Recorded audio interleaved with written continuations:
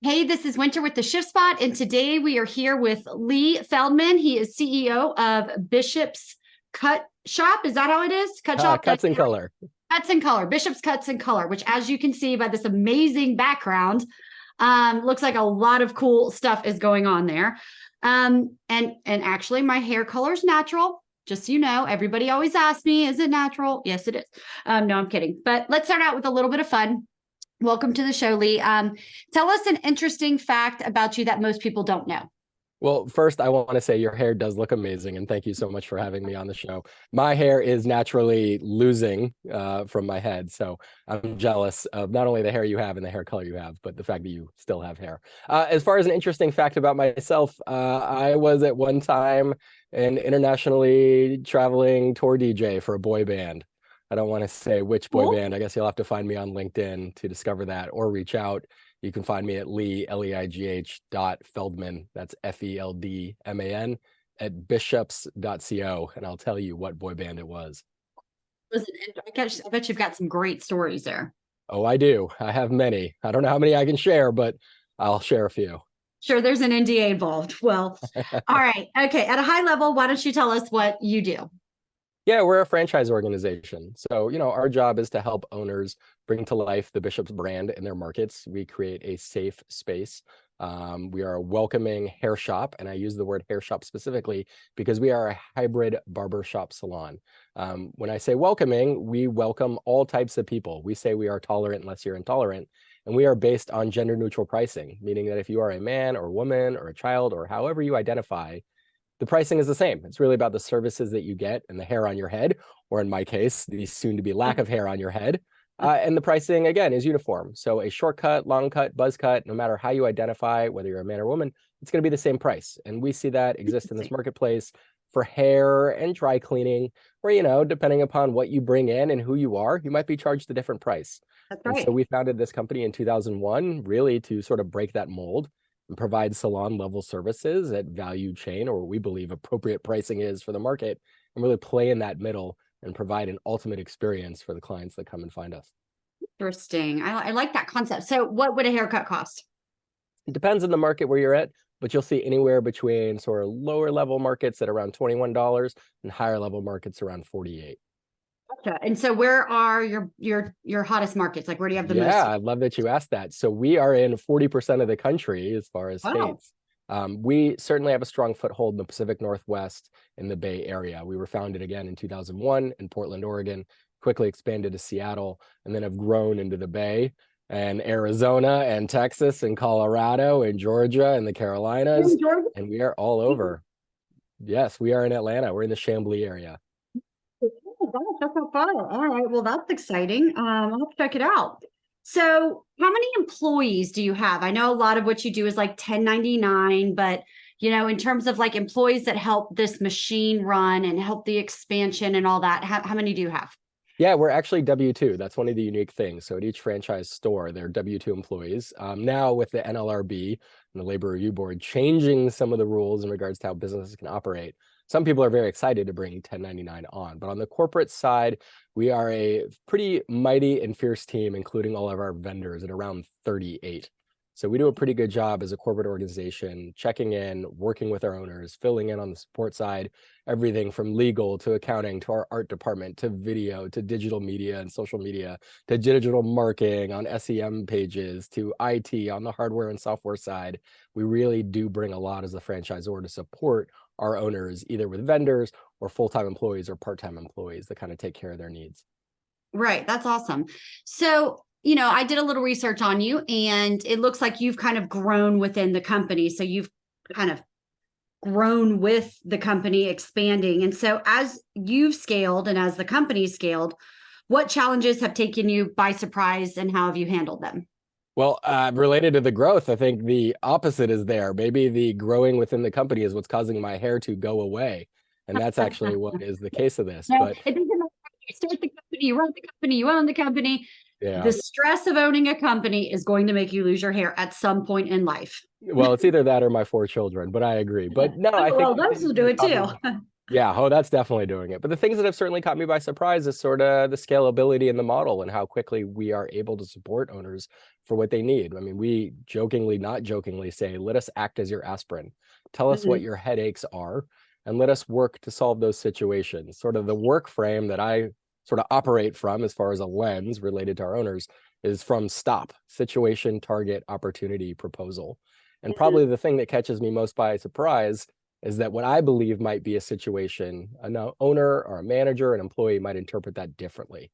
And so once Right. we agree on what the situation is, then we can talk about the target, the opportunity, and come up with a proposal together. So I think Yeah. that's probably the piece that I was most surprised by is you, of course, believe everyone has the same worldview. They Yeah. approach each situation the same. And what you find is that's not necessarily the case. Right. Right. Right. Well, you were the former CMO, right? Correct. Yes. I And started with the then company about 6 years ago. and then you got promoted to this, leadership role. I want you to think back then. What resources do you wish you had when you were growing into that role? Because a lot of times companies promote within, and it's, hey, you've been here, you're doing a good job. We think you do a good job here. And from what I gather, it sounds like you're doing an excellent job. But a lot of times these people get into these roles that rightfully their loyalty earned them, but maybe they didn't have that skill set or that knowledge to actually like execute. And so if you could go back to that time when you were growing into that role and all of a sudden you're doing this like drastically different job, what resources do you wish you had? Oh, that's a great question. It's actually one I have a conversation a lot of with related to owners and sort of employees. I think a lot of people that come into business certainly look at advanced degrees for business as a general piece related to Right. an MBA. You have your sort of shotgun approach, and that's sort of where my background is as an MA in communications and understanding of business and entrepreneurship. But I wish I had had more of that sniper rifle approach, either in regards to legal with a JD or being a CPA and understanding sort of the financial accounting side related to franchise systems. So if I could go back in time, I might be more specialized. But I think part of the reason that I was able to step into this role is knowing a little about a lot of things.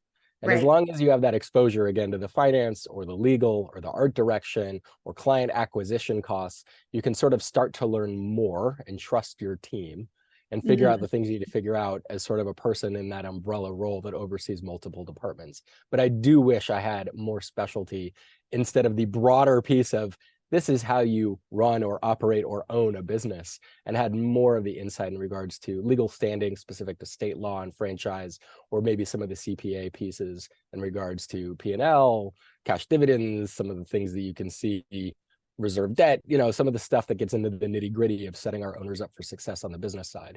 I now have Right. learned that after the 6 years being at Bishop's, but I wish I had known a little more about that to have greater conversations and hit the ground running a little faster when I Yeah. started. Yeah. Yeah. Yeah. Yeah. A lot of owners like we screw up, and a lot of owners and operators, right? We screw up more. So it's easy to talk about all the things we've like just sucked at. You're like, oh, I sucked at this. I did that wrong. I could have done that better. But like, what's something that you did right? What did you do really, really well that you look back and you're like, man, I nailed that. And it could have been something you didn't intentionally mean to do. Yeah, I think it's really repositioning ourselves when I assumed this role as a franchisor that truly believes in the statement that so many franchisors make, and that's we only do well if you do well. Our Right. business is based on the store's numbers and royalty collection to then support them and increase their numbers. I think some of that is having a bucketed royalty system. So the better a store does and the less support they need from us, the less bandwidth they're taking from a team in regards to support, the less they're paying in royalties, because Right. owners are sort of saying to us, look, this is a well-oiled machine. I don't need you. Why am I paying this full amount? The money that I'm creating is just going in your pocket. What are you doing Mhm. for me? And I Right. agree with that. So we are here to Yeah. support those owners. We have a bucketed royalty system.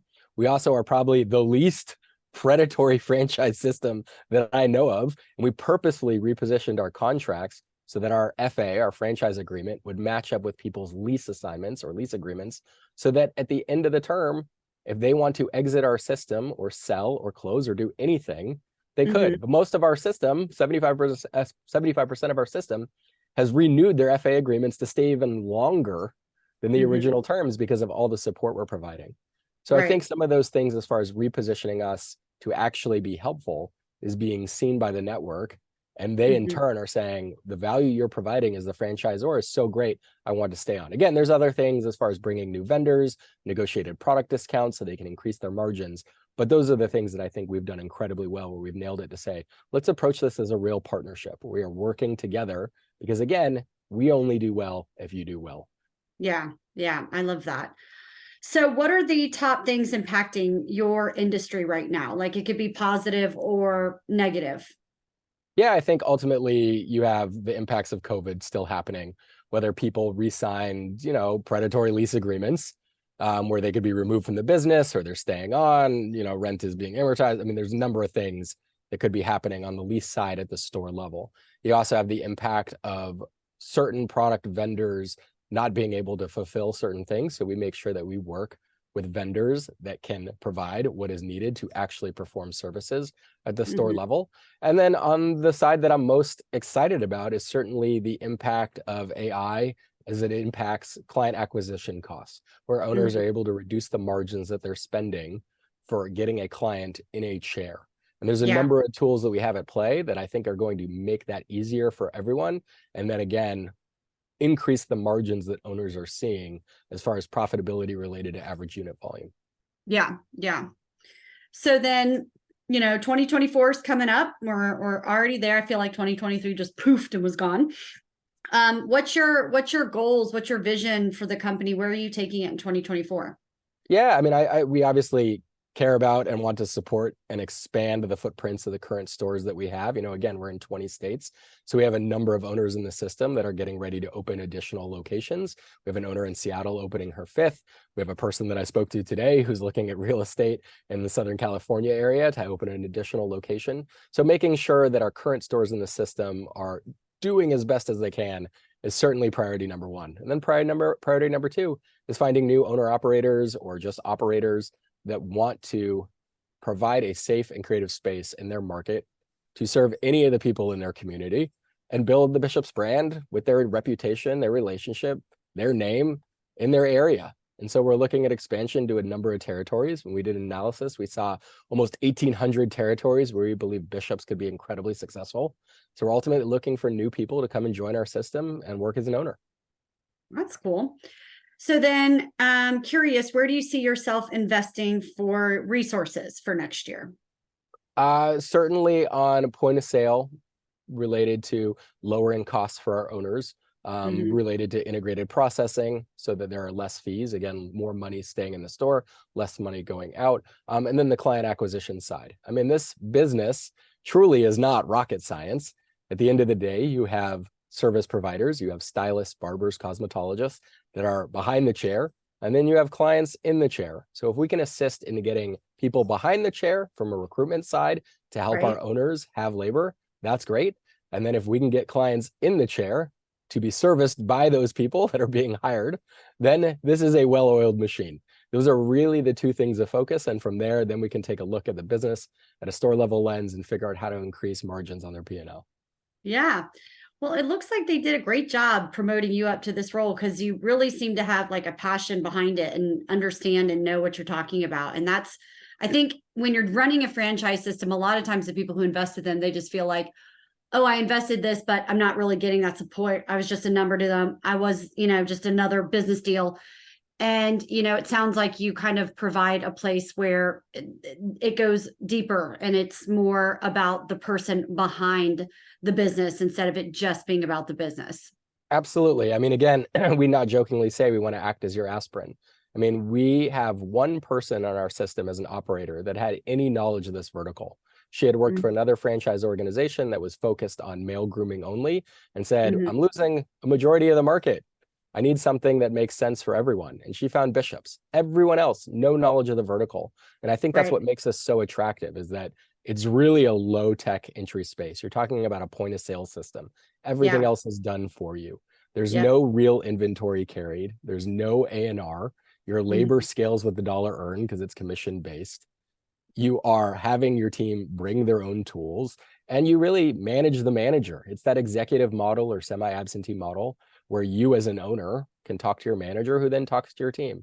And so a lot of people are interested in that because they're either corporate refugees or they're trying to put money from their portfolio in something, or they're really just trying to find supplemental income. And again, we really provide a lot of support to make sure that somebody can do this without having to have knowledge of this space and can do it Right. easily, again, with the support that we provide as the franchisor. Yeah, that's awesome. All right. Well, what would you love to leave our listeners with? And if Yeah, I'd somebody love wants for to them. reach you, what is the best way for them to get a hold of you? Yeah, I'd love for them to reach out. Of course, most important part is to learn about what boy band I once DJ'd for, but certainly to learn more about Bishops. Bishops can be found at www.bishops, that's bishops.co. So again, bishops.co, and they can reach me directly at leigh.feldman@bishops.co if they want to reach me by email. Awesome. Well, thanks so much for being on the show. We really loved having you. Well, thank you so much. I appreciate the opportunity, and thanks again to all your listeners. Thank you.